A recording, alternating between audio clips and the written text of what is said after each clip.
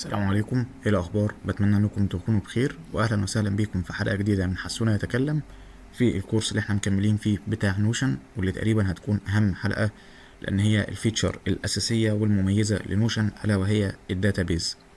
فكره الداتابيز بكل بساطه ان هي عباره عن جدول او تيبل بيضم مجموعه من البيجز. احنا اتكلمنا في الدروس اللي فاتت عن يعني ايه البيج، وان هي قطعه الارض اللي احنا بنشتغل عليها. ولكن البيج ديت احنا كنا بنبنيها بشكل سيمبل تماما، بنحط جواها مجموعه من الصور، مجموعه من البلوكس سواء كانت تكست او غيره او كول اوت او البوتون او الحاجات البسيطه ديت. طيب ازاي انا ببني السيستم اللي انا هذاكر عليه او اللي انا هتراك عليه الفاينانشال بادجت بتاعتي او اللي انا هتراك عليه الجيم بتاعي؟ هو عن طريق الداتا بيز. والداتا بيز هي برضو في الاساس عباره عن ان هي بتلم مجموعه من البيجز، ولكن البيجز ديت بنقدر ان احنا نصنفها على اساس حاجات معينه بنسميها البروبرتيز. فخلينا ننتقل لان احنا نشوف الشيب بتاعنا. مثلا ده الاكونت الرئيسي اللي انا بشتغل عليه، وده الحوار بتاع الجيم تراكر. فانا هنا عملت ايه؟ بدل ما انا اعمل مثلا انا قلت ان الجدول بتاعي مثلا 5 ايام في الاسبوع، فانا بنزل اتمرن الخمس ايام في الاسبوع. انا كل يوم خلاص عارف ان دي 1 دي 2 دي 3 دي 4 دي 5، وبفضل ان انا اضيف. طيب فانا ايه الحاجات البروبرتيز اللي انا ضايفها؟ هنلاقي ان انا ضايف ديت انا اتمرنت التمرينه دي امتى. طبعا دي 1 انا لو ضغطت عليها، اسف، اوبن، بيظهر لي طبعا ايه يعني دي 1 دي زي ما انت بتقول مثلا على نفسك ان انا عندي النهارده تمرين بوش، فانا عندي النهارده دي 1 وبكره عندي دي 2، لكن ده ملوش علاقه بان انا اتمرنت كام يوم او كده. دي 1 ده اسم بدل بوش، يعني انا مرتاح مع كده فمسميها كده. طبعا ديت انا ضايف انا اتمرنت التمرينه دي امتى. هل هي دون ولا لا؟ يعني انا مثلا المفروض كان عندي، ولا نفترض ان هي تمرين بوش يوم 17 مثلا 3، وهل هي دون ولا لا؟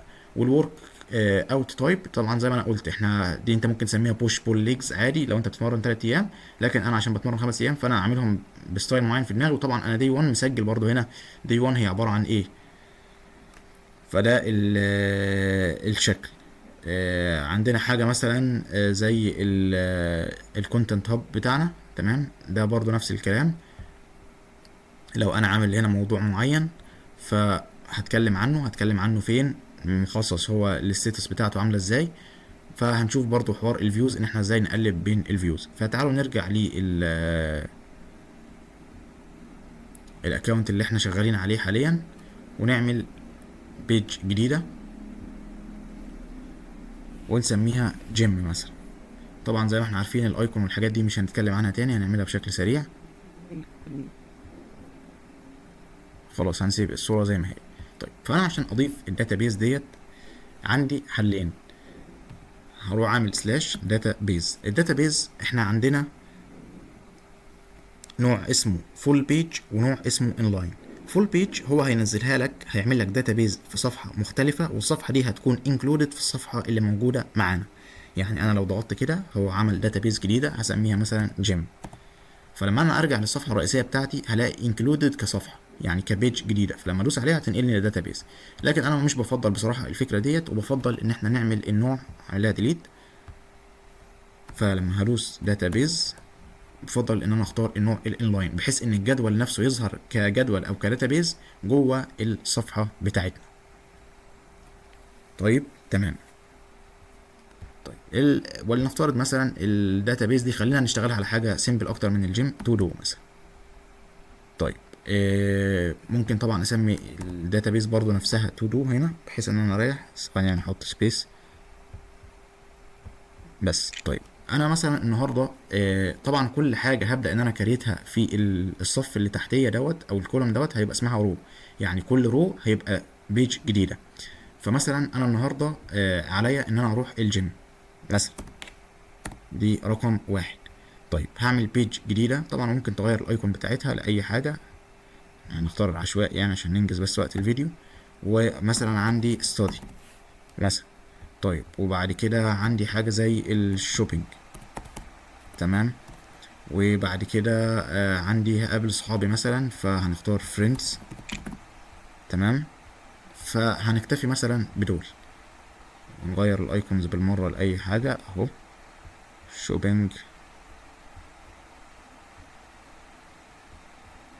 وفريندز. طيب تاني حاجه عندنا الاساسيه ديت اسمها نيم، فانا ممكن اغير كلمه يعني اللوجو بتاع نيم ديت، بدل ما هو كده خليه مثلا دي المهام اللي عندي في اليوم. فنختار حاجه ولنفترض كرة البيسبول ديت هسميها تاسكس. حلو كده تمام.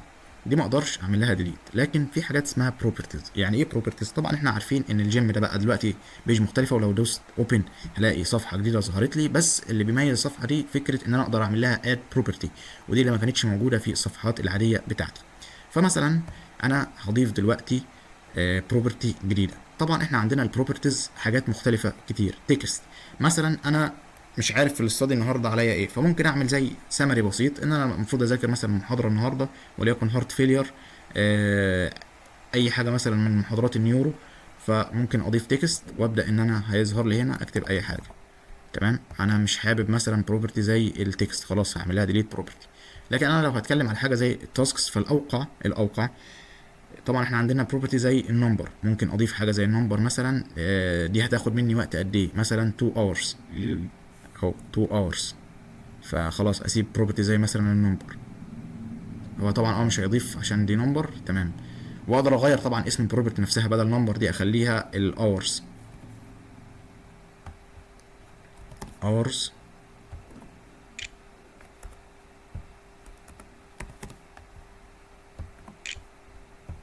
تمام. فكده ضفناها فبقت ساعتين. طبعا تقدر تغير البروبرتي نفسها. تمام. ان انت تعمل لها اديت، تخليها نمبر او تخليها بار او تخليها رينج. البليسز والفورمات بتاعها انت عايزه نمبر اصلا ولا نمبر والسيبريتور، ولا ممكن تختار العملات المختلفة. يعني انا لو دوست يو اس دي هتلاقي الحاجة ديت ظهرت جنبها علامة الدولار كرقم يعني. فخلاص احنا هنرجعها نمبر زي ما كانت. تمام. فدي واحدة من البروبرتيز اللي انت ممكن تستفاد بيها. نيجي لبروبرتي تاني مفيد بالنسبة لي، ممكن يكون حاجة زي الديت. طيب انا المهمة دي المفروض اعملها يوم كام؟ وطبعا بختار الديت بتاعي من هنا، وبختار الفورمات، هل انا عايزه فول ديت ولا شورت ديت. حاجات كلها بريفرنسز شخصيه، يعني ما اقدرش ان انا احكم لك فيها حاجه معينه، لكن انا بستخدم الحاجات الديفولت، الفول ديت بتاعنا العادي يعني اهو. طيب نيجي لبروبرتي تاني. انا والله مثلا عايز اخلي الستاتس بتاعتها هل هي واغير. خلاص انت تقدر طبعا تغير اسمها، يعني انت مش عاجبك اسم الستاتس ده تقدر تغيرها، وتقدر تغير الايكون نفسها، وتقدر تعمل اديت للبروبرتي. فكره ان هو دايما بيقسم الستاتس نوشن لثلاث حاجات: تو دو وان بروجريس وكومبليت. طبعا انت تقدر تزود عن كده، يعني مثلا انا في فكره التو دو لما بتجي لي فكره حابب ان انا اعملها محتوى، فبحطها في خانه التو دو. طبعا التو دو انا بحط مجرد كلمه النوت ستارت دي بغيرها لكلمه ايديا مثلا، الفكره اللي جات لي. تمام. طيب ان بروجريس دي انا هضيف فيها مثلا ثلاث حاجات: ان انا الفكره في الاول بعمل لها سكريبتنج، ثم بتكون ريكوردنج، ثم بعمل لها اديتنج، وفي الاخر كومبليت اللي هي دون او ببلشد. فكل واحد تقدر تضيف فيه اللي انت عايزه، بس انا بقول لك ان انت قسمهم دايما لثلاث حاجات، حتى لو بتعمل الستيب الواحده. يعني ان بروجريس انت بتعملها على كذا خطوه، خلاص ضيفهم هنا.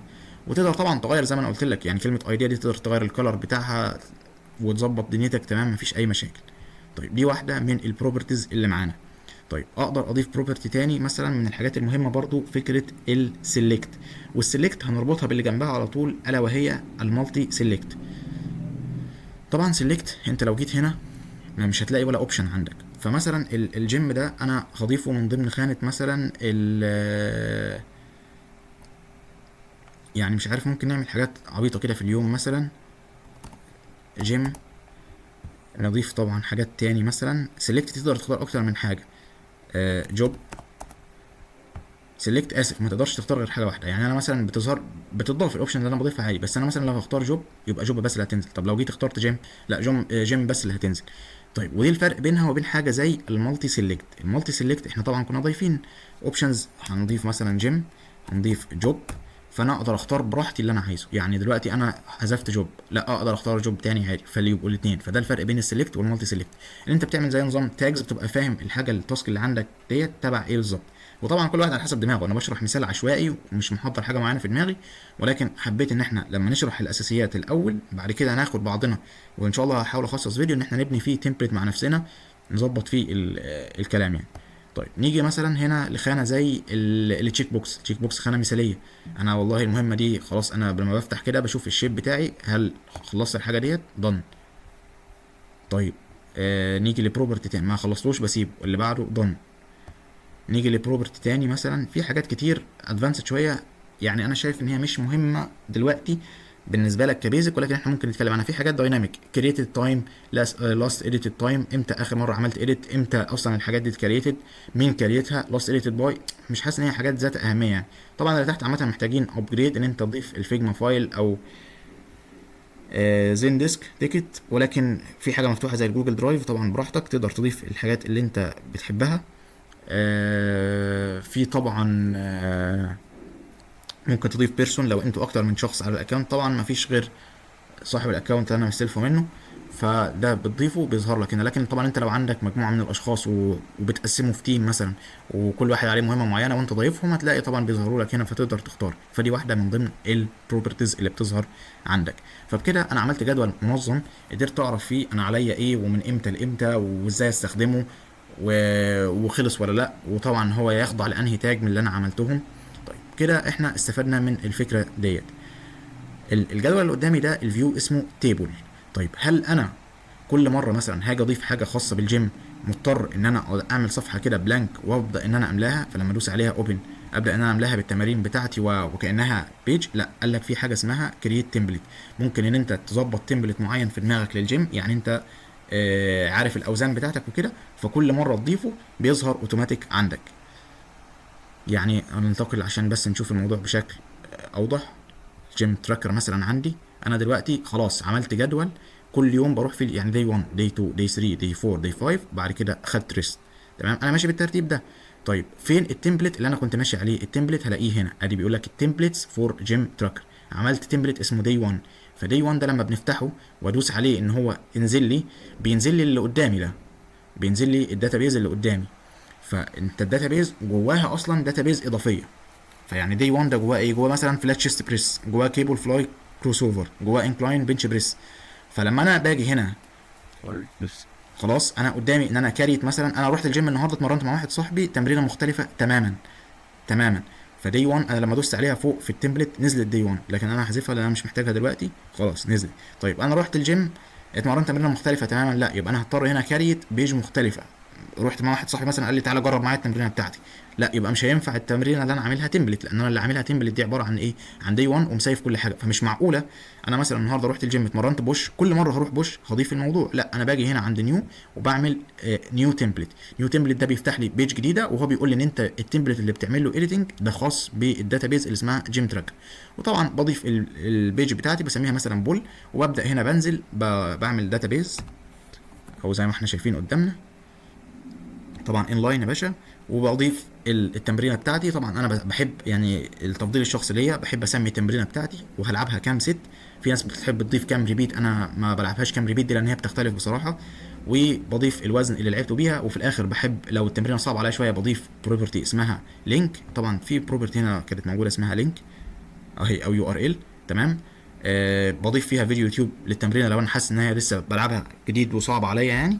وبعد كده بضيف واحده تكست لو في ملاحظات، مثلا انا بتلخبط في حاجه معينه في التكنيك بتاع اداء التمرين ديت، وبظبط الدنيا. فلما اجي مثلا خلاص انا عارف برضو ممكن ان انا بنزل دايما باستمرار مع واحد صاحبي بيقول لي تعالى نجرب تمارين، فممكن لما اعمل تمرين جديد خلاص بحيث ان انا كل مره اروح معاه ما ارجعش اضيف نفس التمرين. نزلت مثلا مع صاحبي محمد دوت، فخلاص انا عامل البيج دي مسميها تمرينة محمد، فكل مره بروح اتمرن مع محمد برجع بضيف ديت في الجيم.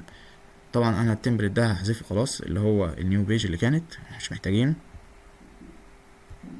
فاتمنى ان انتوا تكون الفكره وصلت. خلاص انا الحاجات اللي انا متاكد ان هي ثابته تمام، لكن لو في مثلا مهام انا بضيفها بشكل يدوي، فخلاص بعمل نيو بيج وبتبدا ان انا اسميها واعمل اديت عليها من جوه، وهنا بحدد البروبرتيز الخاصه بيها.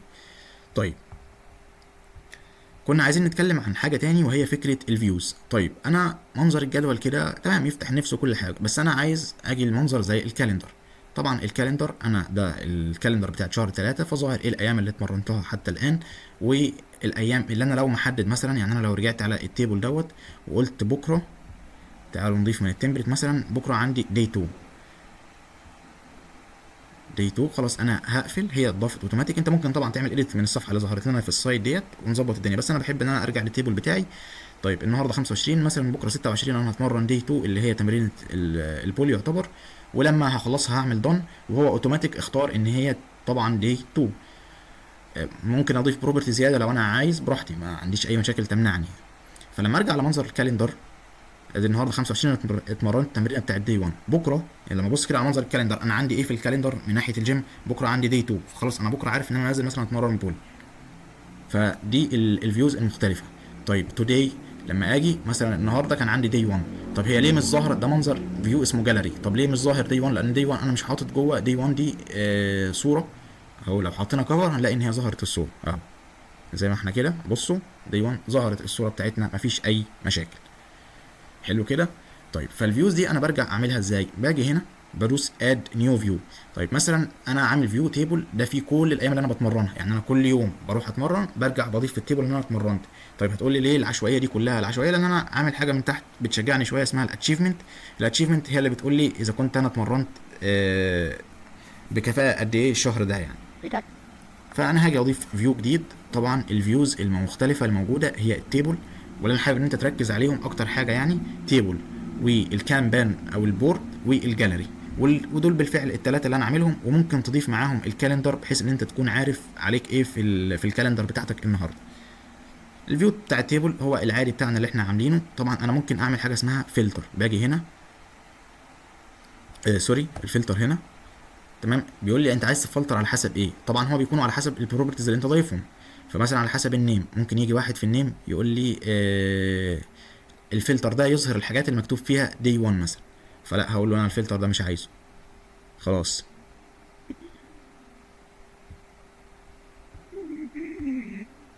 في فلتر تاني ممكن يظهر لي.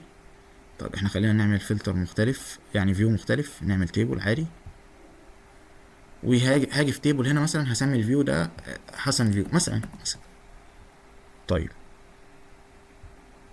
في الفيو بتاعي اللي هو الجديد انا عايز اعمل فلتر معين. الفلتر ده هيخليه عن طريق الدن. والله بيقول لي دن از unchecked ولا checked. يعني انا لو عملت تشيكت الحاجات هيظهر لي هنا بس الحاجات اللي انا اتمرنتها. طيب لو عملت الانتشيكت هيظهر لي في الفيو ده الحاجات بس اللي انا ما اتمرنتهاش، بالرغم من ان هو تيبل برضه. طيب خلينا نحذف الفيو نفسه خلاص، الفيو بتاع التيبل. نرجع على على فيو جديد نسميه مثلا البورد. البورد فكرتها بكل بساطه، او هو بيقول لي انت مش مقسمهم 5 ايام، تمرينتك 5 ايام وريست، وفي ايام ما فيهاش ورك اوت خالص. تمام.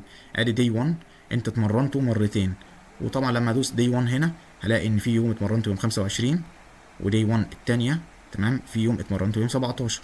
تمام. دي 2 اتمرنتها برضو مرتين، دي 3.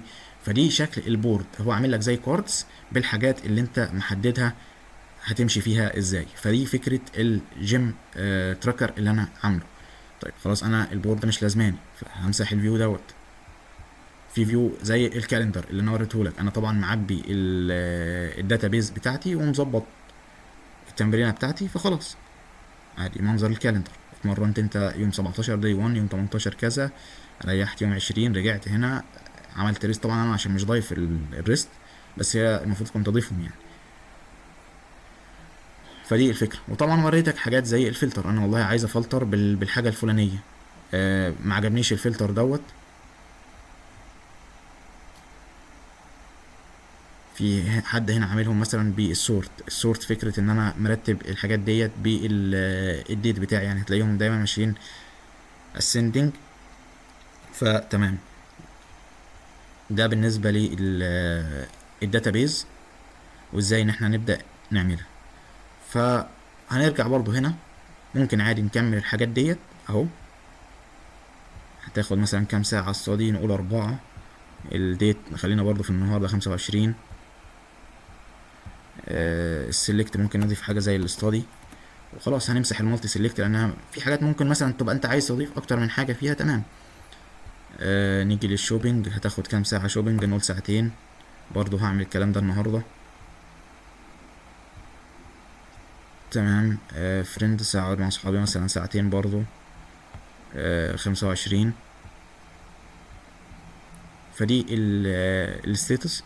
تمام. وسلكت خلي مثلا دي جوب ودي ستادي عادي مش فارقه، اعملهم بس بشكل عشوائي. وده موضوع البيرسون. هو ده الفيو اللي قدامي ده اسمه تيبل. هنعمل فيو جديد عايزه بورد. طيب البورد لما ظهر لي اقدر اسميه فيو اي كلام. طبعا هنا في حاجات كتير تقدر تحددها، مثلا الكارد بريفيو هو بيقول لك نون، ممكن انت تختار الكفر بتاع البيج لو انت عايز يظهر لها كفر يعني.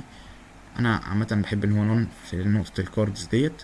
والكارد سايز تقدر تخليه ميديوم سمول او لارج. الحاجات دي كلها زي ما قلت بريفرنسز شخصيه، حاول تظبطهم بالطريقه اللي تريحك. فانا لو رجعت، هو ليه حاططهم كلهم في الايديا ومش حاطط ولا حاجه في البروجرس؟ لان انا لو رجعت في التيبل تمام، لو غيرنا مثلا اتنين منهم، واحد ده ان بروجرس والاخيره موضوع فريندز ده خلينا ان احنا قابلناهم وضن. فلما ارجع على البورد فيو زي ما انتم شايفين انتقلت الحاجات اللي في الايديا او اللي لسه انا بفكر فيها موجوده هنا ان بروجرس، الحاجات اللي انا شغال عليها حاليا ضن، الحاجات اللي انا عملت لها ضن. طيب وبالتالي انا عملت فيو جديد اللي هو البورد او اللي احنا بنسميها الكانبان بورد. طبعا التيبل انا مش معنى ان انا عملت فيو تيبل في الاول يبقى انا مش هحتاج فيو تيبل تاني. ممكن احتاج فيو تيبل اعمل فيه فلتر زي ما انا قلت، يعني الفيو الاولاني انا موضح فيه كل حاجه، لكن الفيو التاني انا بعمل فيه فلتر لحاجه معينه. واكتر حاجات انا زي ما قلت بحب استخدمهم هم البورد والتيبل والجاليري. بس الجاليري طبعا هنا هيظهر معانا الشكل. طبعا ليه مش ظاهر صور؟ لان احنا لو دخلنا على خانه زي الفريندز وضفنا او اد كفر اي حاجه كده، نضيفهم كلهم بس سريعا. كفر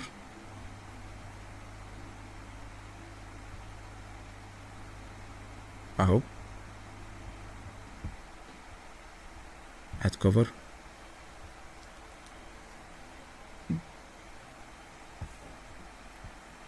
مثلا. Okay. Dog.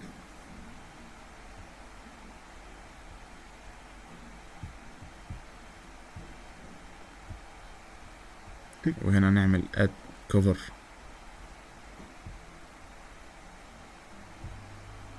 فالمفروض الحاجات دي لما بيعمل لها هي غالبا بيظهر لها، نعمل هنا edit، جرب نعمل ريفريش.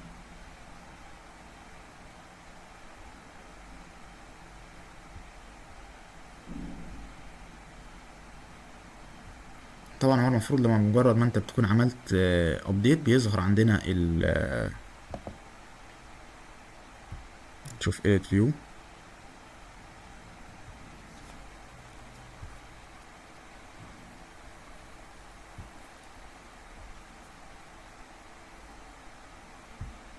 ندخل على بدل البيج كونتنت بتختار البيج كفر، فبصوا ظهر عندنا كل الصور فبقى شكلهم احسن. يعني انت فريندز محدده مثلا بحاجه معينه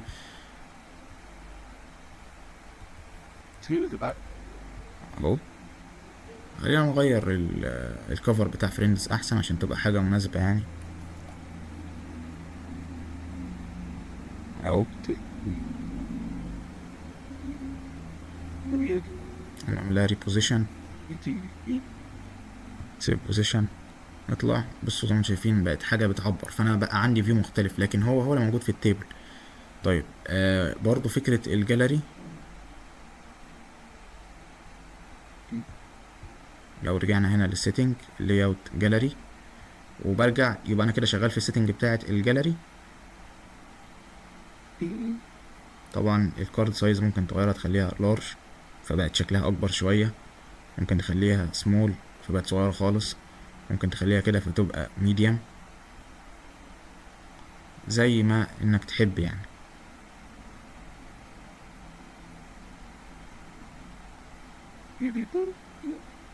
ممكن تشغل حاجه زي الفيت ميديا ان الصور دايما تبقى مناسبه، بس احنا هنقفلها. فدي من ضمن الحاجات اللي تقدر انك تعدل فيها فيوز مختلفة لنفس الحاجة، يعني كل دي نفس الحاجة.